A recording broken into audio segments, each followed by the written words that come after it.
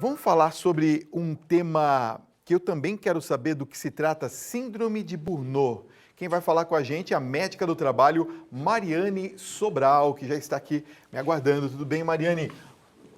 Boa noite, seja bem-vinda ao nosso Obrigada, Tribuna, Fábio. viu? Vamos começar explicando para as pessoas, então, o que é a Síndrome de Burnout? Claro, boa noite. Então, a síndrome de Burnout, ela foi descrita desde a década de 70 por um psicanalista americano. Tá, E nada mais é do que o esgotamento profissional, tá. né? É aquele estresse como se fosse um pavio, né? Começa e chega numa exaustão.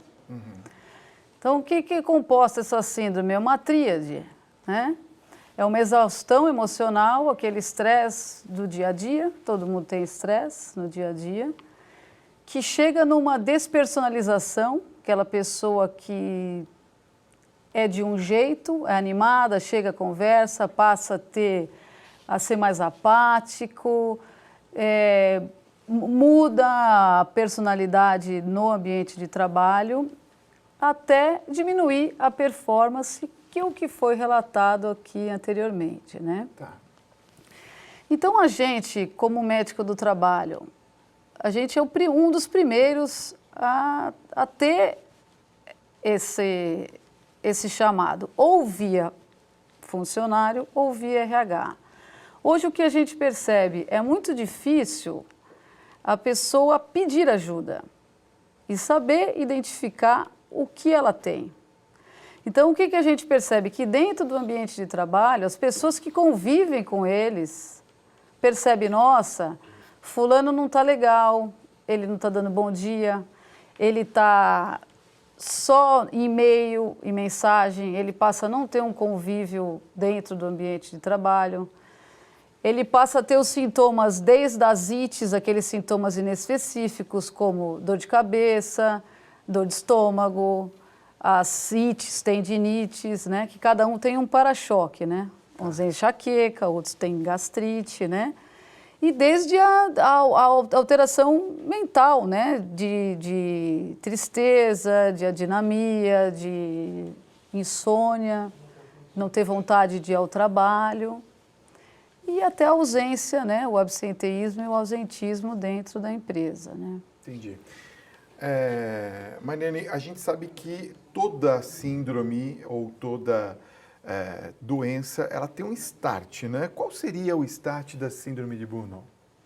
Então, o start é exatamente aquela pessoa que não consegue ter o controle, né? E passa a ter o fim do estupim, né? Que pode ser um aumento da tensão, da pressão no ambiente de trabalho, a relação entre gestores, que causa esse transtorno, né? Algum candidato assim, potencial seria... Então, o que a gente percebe é que todas as profissões que trabalham com o público são os mais acometidos. Então, relação médicos, né, enfermeiros, advogados, carcereiros, pessoal de finanças, policiais, todas aquelas pessoas que têm relacionamento interpessoal e às vezes um sofrimento, né? O telemarketing hoje em dia, as pessoas ligam para o telemarketing e quem está atrás do telefone acabam sendo xingadas. Então, assim, são aquelas pessoas que não conseguem, de algum momento, suportar aquela tensão normal, né? E o que desencadeia? Existem os fatores internos, que é do próprio indivíduo, cada um tem uma personalidade, tem um modo de superar aquele estresse, e o ambiente externo, o relacionamento com a chefia, o próprio desgaste interpessoal com as pessoas ou com o público, e isso acaba dando um start, um estupim do estresse, né? Do esgotamento físico e mental, né? Que é a síndrome. No caso de quem possuir essas características ou a síndrome mesmo, primeiro, como é que ela é identificada, né? Existe uma maneira de se identificá-la clinicamente falando. E qual seria a solução? Ela tem cura? Então, a síndrome, ela tem tratamento. Tá. Como a gente identifica dentro de um ambiente de trabalho? O modo como a pessoa era e está. Então, diminui a produtividade, tem isolamento, passa a não ter convívio, não almoça junto, num refeitório, dentro da casa. É uma mudança brusca, Mudança brusca de personalidade, que as próprias pessoas do ambiente de trabalho e da residência, os familiares falam, olha, ele mudou o humor. Tá. Isso é o primeiro ponto de identificação. Aí vem o médico do trabalho, ele age junto com o funcionário e junto ao RH da empresa.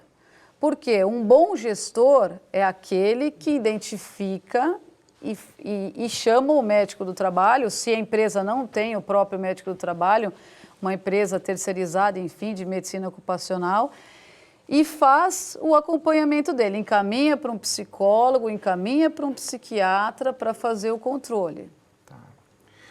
E quais são as principais consequências que a gente pode ver dessa síndrome? Principais consequências, ele passa a não ter mais vontade de ir ao trabalho, ele tem insônia, aumenta a pressão, obesidade, problema de tireoide, né? Aumenta o afastamento, aumenta o absenteísmo, ausentismo, é uma pessoa que fica afastada por meses. Quer dizer, né? desencadeia outros problemas físicos. Desencadeia outros problemas físicos, exatamente, né? E aquela pessoa que às vezes é um excelente profissional, mas por um acometimento acaba se ausentando do trabalho. Tem histórias até de suicídio, né? De perda de emprego, destruição de família, a esposa acaba não suportando. Então, assim, acaba tendo um prejuízo muito importante, né, para esse indivíduo. Entendi. Espera um pouquinho, toma uma aguinha que acho que o pessoal ficou agora, tá todo mundo fazendo perguntas. Daqui a pouquinho eu vou fazer sua pergunta, vai enviando aqui para o nosso WhatsApp. Eu volto já já, tá bom? Gente, olha, tem muita gente fazendo perguntas. Eu vou fazer as perguntas aqui para a Mariane Sobral, que está respondendo sobre a síndrome de Burnout. Mas tem uma que a produção colocou que eu gostaria de fazer, porque eu acho que para os telespectadores é importante a gente saber. A síndrome de Burnout, eu vi que você falou agora há pouco, também em casa. Quer dizer, não é uma síndrome exclusiva do trabalho.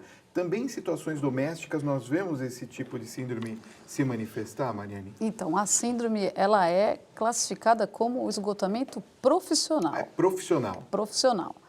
Só que imagine a mulher que trabalha e tem o serviço doméstico. É difícil a gente septar um problema profissional com um problema familiar. Ou uma outra situação, por exemplo, quem trabalha em casa, tem um negócio em casa mesmo, também pode sofrer? Pode sofrer, mas as profissões que mais são acometidas são aquelas que têm um relacionamento direto ao público. Tá. Né? Ok. Então, assim, aqui é mais difícil a aceitação, que muitas vezes tem uma pressão muito em cima daquela pessoa, daquele profissional, seria basicamente isso. Exatamente. Tá. Agora, por exemplo, uma pessoa que tenha esse tipo de síndrome, pode desenvolver outros tipos de síndrome, como, por exemplo, a do pânico? Então, a síndrome do pânico, ela é uma síndrome diferente, porque são episódios agudos de pânico.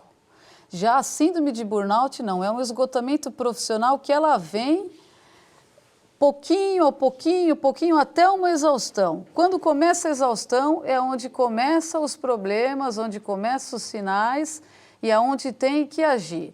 A do pânico, elas são crises, aquelas crises de ansiedade, aquele medo da pessoa ter novas crises, medo de elevador, medo de ambiente fechado. Então, ela é diferente, né? Normalmente, ela não é relacionada ao trabalho, né? Já o burnout é relacionado ao trabalho, é um esgotamento profissional.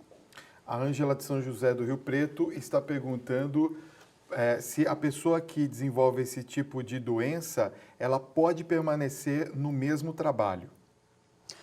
Olha, excelente pergunta. Isso, quando identificado pelo médico do trabalho, o médico do trabalho tem que chamar o RH e colocar algumas situações a nível de empresa e a nível de funcionário. De empresa, orientação para o gestor.